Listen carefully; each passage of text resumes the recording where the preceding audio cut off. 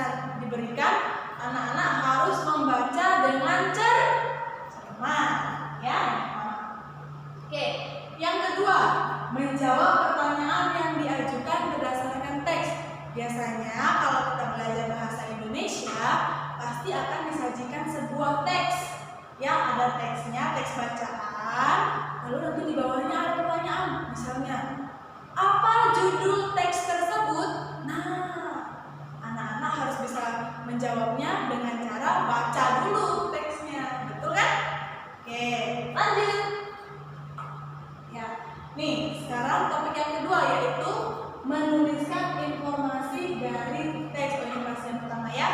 Sekarang anak-anak mari kita buka buku pena. Nih, buka buku penanya. Halaman berapa ini? Coba anak-anak baca sendiri di sini di slide-nya. Halaman 20. Mari kita cari ya. Halaman 20.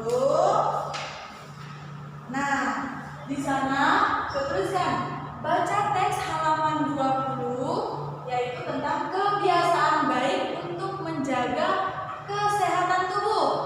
Nih, kalau di buku ya teksnya yang ini loh ya. Kebiasaan baik untuk menjaga kesehatan tubuh. Kita akan membacanya. Sekarang kita baca bersama-sama. Anak-anak di rumah perhatikan bukunya dan teksnya ya. Berita akan membacakannya. Anak-anak perhatikan. Apakah kamu selalu mencuci tangan sebelum dan sesudah makan? Mencuci tangan sebelum dan sesudah makan adalah kebiasaan baik untuk menjaga kesehatan tubuh.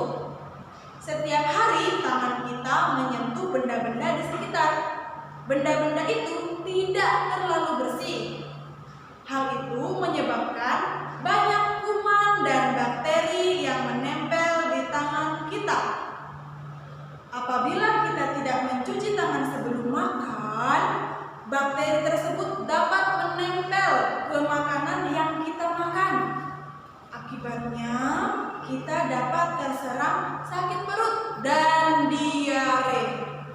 Paragraf kedua, selain mencuci tangan, menggosok gigi sebelum tidur juga merupakan kebiasaan baik. Menggosok gigi baik dilakukan sebelum tidur. Menggosok gigi dapat membersihkan gigi kita dari sisa makanan dan terbebas dari kuman. Saat tidur, kuman di dalam mulut kita bekerja dan merusak gigi. Oleh sebab itu, sebelum tidur kita perlu menggosok gigi terlebih dahulu. Ya, anak-anak, sudah selesai membaca. Di sini teks kita ada 2 paragraf, ya. Terdapat 2 paragraf. Paragraf pertama dari yang ini sampai diare, ya. Paragraf kedua dari kata selain sampai dahulu. Itu paragraf kedua. Oke. Sekarang kan ibu tadi sudah bilang, pertama cara untuk memperoleh informasi harus membaca teks secara cermat dan teliti. Kedua, menjawab pertanyaan. Nah, sekarang sebelum itu Ibu Nita mau kasih pertanyaan anak-anak. Informasi apa yang kalian dapatkan dari teks tersebut? Apa? Informasi bisa juga dikatakan hal-hal baru apa yang anak-anak bisa pelajari dari dalam teks tadi. Cari tahu, coba cari tahu. Kalau anak-anak mendapatkan sesuatu yang baru atau kata-kata yang sulit juga anak-anak mengerti, anak-anak boleh lakukan seperti yang kemarin. Cari kosakata barunya, tulis di buku, cari di KBBI artinya. Ya, boleh di sini digaris bawahi atau mau dikasih stabilo, pensil warna, boleh. Oke. Nah, sekarang lanjut ke sini. Informasi apa yang bisa kalian dapatkan? Oke, kita lanjut ya. Ini Ibu Nita yang sudah dapatkan ya. Nih, ini contoh informasi yang Ibu Nita dapatkan dari dalam teks ini. Oh, ternyata apabila kita tidak mencuci tangan sebelum makan, maka bakteri dapat menempel ke makanan yang kita makan. Akibatnya apa? Akibatnya kita akan sakit perut. Siapa yang pernah di sini mengalami sakit perut?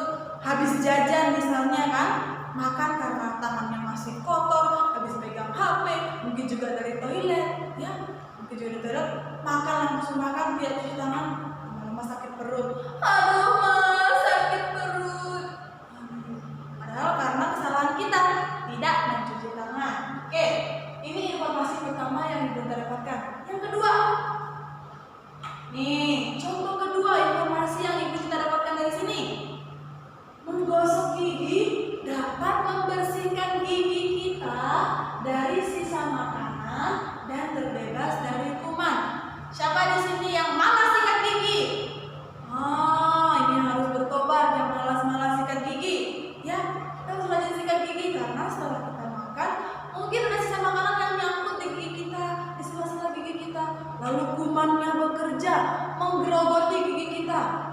sehingga gigi kita busuk dan berlubang.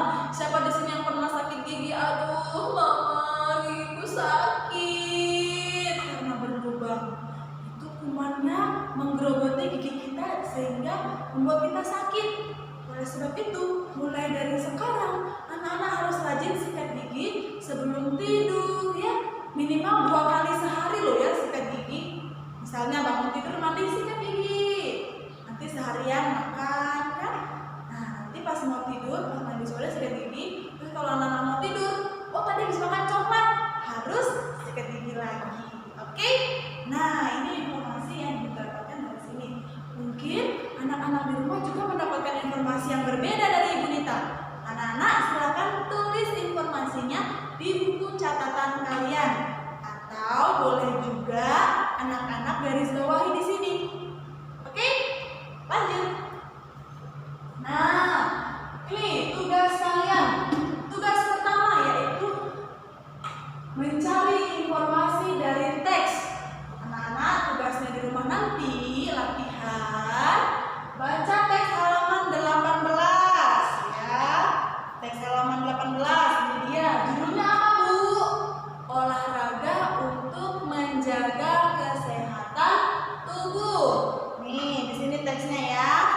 Oke, nanti anak-anak bisa lihat. Setelah baca diapakan, Bu? Setelah baca teks, anak-anak jawab soalnya. Di sini ada soal ya, 1 sampai 6. Tapi Bu Nita minta kalian kerjakan dari nomor 1 sampai nomor 3. Ya. Sini. Bagaimana agar kita dapat tumbuh dan berkembang dengan baik? Jawab di buku catatanmu. Oke. Nanti ini yang akan kalian kirimkan ke Ibu Nita. Sip? Lanjut. Nah, sekarang kita lanjut ke topik yang kedua.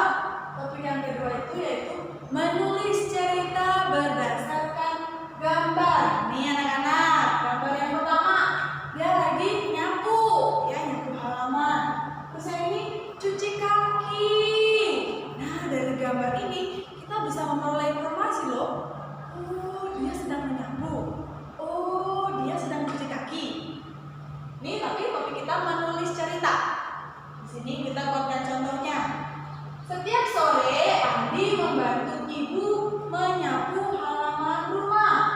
Selesai menyapu, Andi mencuci kakinya agar tetap bersih.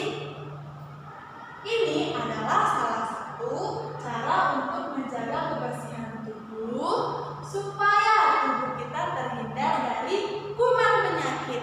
Ini cerita yang Ibu Nita buat. Anak-anak boleh menuliskan cerita versinya anak-anak sendiri. Misalnya, Bu, aku mau ganti ya, pakai namaku sendiri. Boleh. Bu, saya mau ganti ceritanya, boleh? Boleh, tapi asalkan harus sesuai dengan gambar yang ada di sini yang anak-anak bisa lihat. Oke, lanjut. Nah, ini tugas yang kedua. Tadi mudah-mudahan anak mengerti ya. Tugas menuliskan cerita dari gambar. Jadi itu seperti ini. Mungkin anak-anak ada yang pernah membuat komik-komik kecil, gambar nanti ada percakapannya. Halo Ibu. Nah, itu salah satu contoh kecilnya. Tapi yang ini kita membuat cerita. Ini tugas kalian yang kedua. Tadi tugas yang pertama sudah. Tugas yang kedua adalah anak-anak membuat cerita dari gambar di atas. Ya, anak-anak tulis nanti tugas ini di buku catatan juga. Satu paragraf seperti yang sebelumnya ya. Satu paragraf itu minimal 3 kalimat deh ya. Anak-anak boleh pakai 3 kalimat saja untuk menuliskan cerita berdasarkan gambar ini. Ya. Boleh anak-anak pakai nama anak-anak sendiri, boleh ya. Tapi ceritanya harus sesuai dengan gambar. Oke? Semoga anak-anak paham. Lanjut. Nih, seperti yang sudah dijelaskan sebelumnya, PPT yang Ibu kasih itu berupa rangkuman. Anak-anak bisa belajar lagi dari buku pena kalian, ya. Lalu cari tahu di Google atau di KBBI kalau ada hal-hal yang anak-anak tidak pahami.